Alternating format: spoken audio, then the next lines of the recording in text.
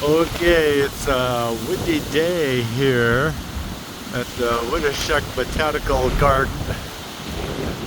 It's January 30th, 2025, and the wind is blowing, so the albizia trees, they just seem to be cracking away now and then.